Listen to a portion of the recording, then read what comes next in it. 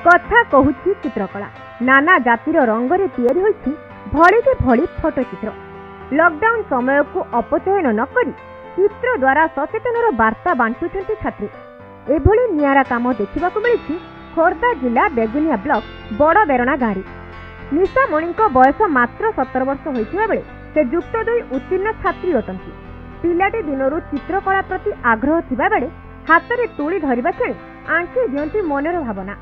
आउ अनेक समय रे दुनियार घटुवा घटना को नहीं तांको चित्र माध्यम जीवंत रूप देइथांती। से एई सब काम पई से काहाटरू प्रशिक्षण नै नथिबा बेले एथिपई तांको बहुत जगार पुरस्कृत करा जायछि।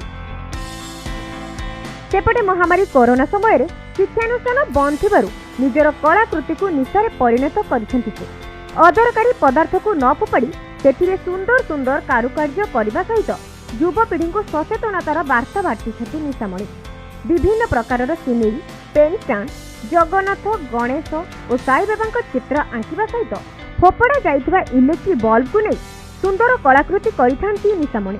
वास्तव में से जड़े गरीब श्रेणी रे झियो होइथिबारु एही कारुकार्य को आगको बढ़ाइबा पई से सक्षम होई पारुनांती।